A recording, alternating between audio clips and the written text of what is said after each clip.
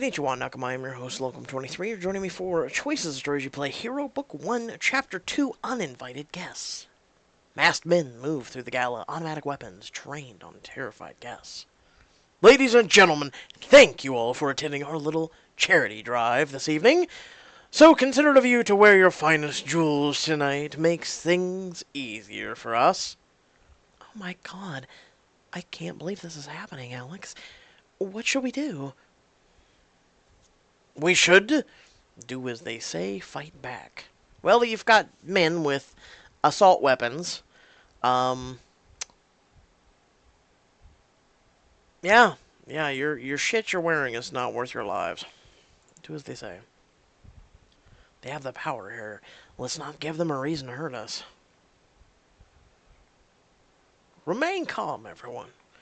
We just need to cooperate and everything will be alright. A few gunmen start dividing the crowd into separate groups, while the others focus on disarming Prescott's security. This group with me, and remember, the boss said no funny business. We don't want to kill you, we just want to rob you. You and your friends are rounded up and marched across the lobby and onto the raised stage. As you're pushed closer to the prism gate, the humming grows louder, and you feel the hair stand up on the back of your neck. It starts to pulse faster and faster, the air crackling with energy. It's harsh. Magenta light fills the lobby. Dax, are you seeing this? Yeah, I'm seeing it. Something's wrong.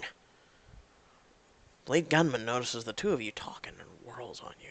The barrel of his rifle aimed straight at Dax. Something you want to share with the rest of us? There's something you need to... Before Dax can finish, the large crystal powering the prism gate catches the man's attention. Well, what do we have here? No, don't touch that! Shut up, old man! He reaches out and removes the crystal just as Silas lunges forward. That's mine! Silas collides with the gunman, tackling him to the floor. The crystal flies out of his grip and arcs through the air. Oh my god.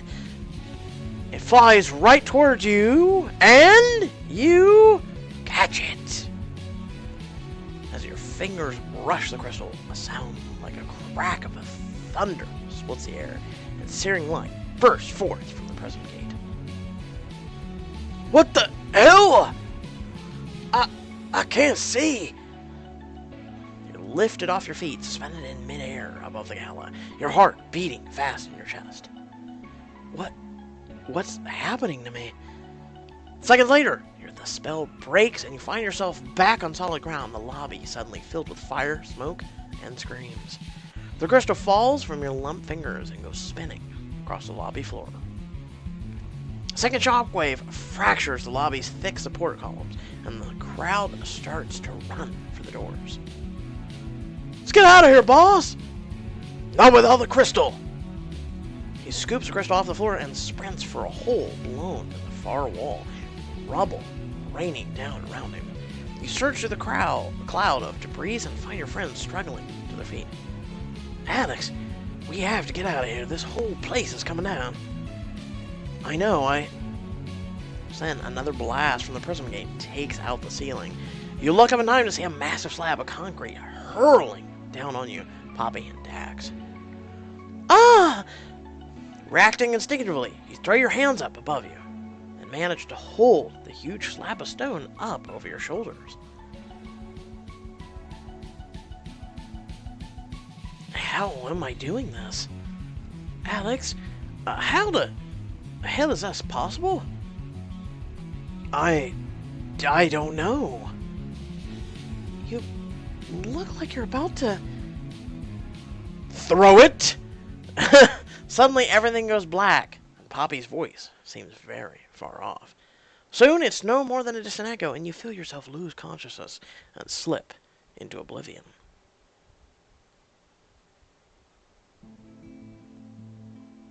The next thing you hear is a familiar voice.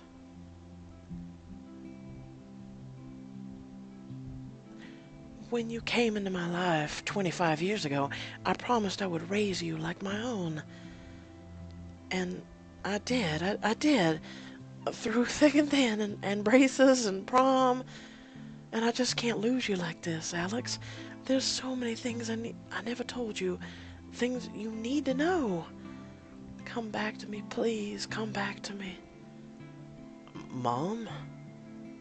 You slowly open your eyes to see your mother sitting by your bedside, tears streaming down her cheeks. Oh, Alex, thank God you're okay. I was so worried. Don't worry. I'm not going anywhere, Mom, I promise. Take a lot more than that to stop me. Rochelle pulls you in a hug, her eyes sparkling with tears. I'm gonna hold you that, sweetheart. You sit up in your bed and look around the hospital room. Did I spend the night here? Can we afford this? Prescott Industries is covering the expense. Grayson's been waiting to see you. Grayson is here? Yes, and he stayed up all night with us waiting for you to wake up. He really cares about you, Alex. Are you feeling up to having visitors? He's just outside. Sure, I feel fine. Wonderful. Your mom goes to the door of your room and waves Grayson in. How is he? Alex is okay, Mr. Prescott. Thank you for everything. I'll leave you two to talk, Alex. I expect a call a day from now on, okay? Okay, Mom. As Rochelle leaves, Grayson sits down beside your bed, clearly relieved to see you alive and well. Hey,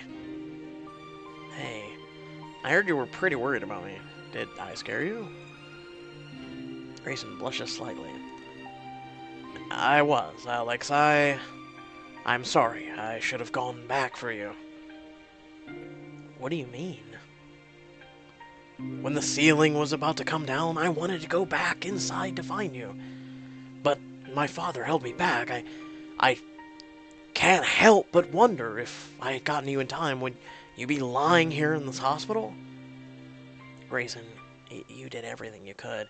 We both would have ended up in the hospital. So, don't go blaming yourself, okay? Besides, you're really helping my mom and I out with the medical bills. Seriously. I know, I just wish this hadn't happened at all. If it hadn't been for those robbers and my father's invention, what was he thinking? Turning it on with everyone there. Grayson, it's okay. I'm fine. I'm better than fine. I just want to say, I'm glad you're here. Thanks for stopping by. Of course. You take as much time off work as you need, okay? You can't get rid of me that easily. I'll be in first thing Monday morning. Are you sure? I'm sure. See you at work. Alright, Alex. I'll see you Monday. Grayson gets up to leave as Poppy and Dax push open the door of your room. Sorry, we got impatient. How is he? Same old Alex. I'll leave you three to catch up. Poppy and Dax wait for Grayson to leave before moving to your bedside, their expressions serious. Alex, we need to talk. Big time. About what? How much do you remember about last night? You get out of the bed and walk over to the window, your brow furrowed as you look out over the hospital parking lot. I remember the gala, the attack, Prism Gate. That's it? Nothing after? I don't know. Saving our lives? Right, the ceiling. That big piece of concrete came falling down on us. Yeah, and then you held it up for like 30 seconds. You looked down from the window, startled. But what? That's impossible? Yeah, that's what I thought too. I think something happened to you last night, Alex. Something to do with the Prism Gate. Am I missing something here? For some reason, whenever Alex is around, the gate becomes unstable. We saw it yesterday morning and then again at the gala. And when it, well, exploded, I saw what happened, Alex. You were floating, sort of. And after that, the roof came down, and I held it up somehow. What? What's happening to me? Something incredible. Dax clears your breakfast off a metal hospital tray and hands the tray to you. See if you can bend it. Like with my mind? Okay. As Dax and Poppy watch open-mouthed, you easily fold the tray in half once, twice, and finally a third time. Holy crap. What does this mean? I'm not sure, but I think the incident with Prismgate had some kind of effect on you. I mean, we know it was reacting to you for some reason. Yeah, especially when I touched the crystal. You now have a super strength. You can survive a huge chunk of concrete falling on you, and you can fly. Huh? Don't look now, but your feet are literally not touching the ground. That technically is called hovering. I'm just saying. Until I can see this man flying in the sky, he's hovering, okay? You look down, barely registering that your feet are floating inches off the ground before you crash to the hospital floor. Are you okay? I told you not to look. Poppy helps you to your feet while Dax produces a portable Geiger counter from his pocket. Hold still. I just want to test something real quick. What is that thing? And why do you have it on you? Dax ignores you and holds a scanner up to you. Whoa, that's a relief. What is? You're officially not radioactive. That was a possibility? I don't know. Maybe. We're in uncharted territory here, and all I know is most of your vitals look normal, except... Except what? I don't know how this is possible. I'm detecting subatomic vibration similar to the frequency of the Prismgate crystal. It's clear that your contact with the crystal changed you somehow. The question is, how much? And to answer that, we're gonna need to do some science. Typical Alex has these incredible powers, and you want to coop him up in a lab? What's wrong with that? It's boring. Let's see more flying, Alex, please. Really? Call it a day. Yeah, we just got our powers. Leave me alone. Unless I'm saving people, leave me alone. Are you sure? So far, we've barely scratched the surface of what you can do. Right now, all I want to do is go home and relax. Is that too much to ask? I did just get out of the hospital. Fair point. Soon you're discharged from the hospital and heading back to your apartment. This is your apartment? A short while later, you're squeezed between Poppy and Dax on your living room couch. A big bowl of popcorn balanced on your knee. Let's see what's on Netflix. I want to watch something bad, like funny bad. What a surprise. I think we should watch something scary. No, wait. Something funny? Actually, maybe we should just skip the movie for tonight. I'm down to just, like, talk or whatever. Ooh, is it heart-to-heart time? What's on your mind, Alex? I mean, what else? After getting these powers? I feel like an obligation to help people. I just don't know who I am anymore. Yesterday I was just a normal guy trying to juggle work and a social life and whatever else, and now I have these powers, and I feel like my whole identity has changed in the blink of an eye. Well, one thing will never change, Alex. You're still our friend. And however you decide to use those powers, we'll be right there with you. Just be careful with this, Alex. Your new powers could make you a target. There are some bad people out there. You don't say? That's life, man. That's the whole world. We got 8 billion people on the planet. I want you to realize that. 8 billion people. You don't think one of them is bad? Are you his mother or father? Across the city, in an abandoned warehouse by the bay.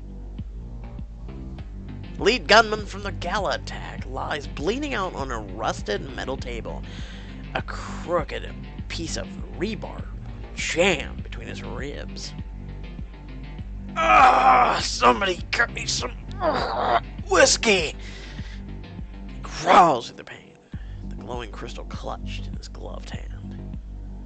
We can still save him. We just gotta get the rebarb out of him. Forget it! He's lost too much blood already. I say we finish the job, take the crystal for ourselves. He levels a gun at the boss's head, but just before he can pull the trigger, the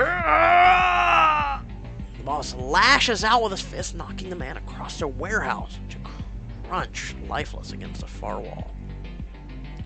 My God, boss! Lead gunman looks down at his hand, watching as the skin changes to gray, unyielding stone.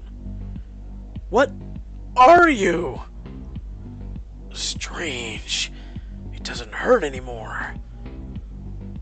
He lifts himself up from the table and glances down at the rebarb sticking out of his chest. He grips the twisted middle in one massive hand and snaps it off, leaving the rest behind.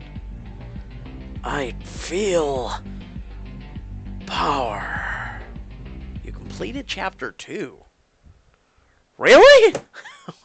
Okay. That was kind of painless and pretty quick? Question mark? I get it. If we would have picked one of two, blah, blah, blah, blah, blah. Whatever. It would have gone up to what? 18 minutes instead of 16? Okay. Well, I hope you all did enjoy that. We're officially done for the next day or so. Excuse me. We will have the 3 chapters coming out on Friday. Do keep in mind, though, Crown the Flame is officially kaput. Remember that. There's a rumor. Someone said that they were going to do the superhero comic. Lo and behold, they did. That same someone said that there is a mystery book in the works. So, I don't know if there is going to be Most Wanted Book 2, fingers crossed. They've been flip-flopping on that for almost a year. Or if there's going to be something completely different. Like I said, it's in the works. They haven't really said anything, and typically they don't have like a book just come out of nowhere without any heads up. The Hero one, they at least did something on about a week or 2 before it came out, so if not longer. I don't check their Tumblr and Twitter and everything all the time. Facebook, yes. But, yeah. Plus, I don't have time to sit there and just stare and read everything. But, yeah. So, feel free to check out Crown of Flame. Season finale is up on the channel. My plan is to put out some Diamond editions of Freshman Book 2 this week. Freshman Book 1 is already done, in case you missed it. We've also done Braidwood Manor and a few other Diamond editions like Most Wanted. Feel free to check those out. I'm experimenting with some other things. If you've checked my Facebook and Instagram, you've seen that something is coming. The bloodied image of "Help Me" written multiple times on a piece of paper. Something huge is coming. But what? I will not tell until the day it is here. I'm giving little spoilers. I really want to say something, but I can't. But, I do, I can, but I can't. I just can't. I have to leave you in suspense. So, without any further ado, I hope you all did enjoy the video. If you did or didn't, let me know in the comment sections below. I'm always open for criticism or whatnot. Also, feel free to like and share the video if you did enjoy it. And, otherwise, feel free to head down to the description below. You can follow any of my social media accounts. There's links down there. Or if you want to support me and my content, be greatly appreciated. There's a couple links down there as well. And until next time, stay well, stay awesome, and I'll catch you all in the next video. Peace.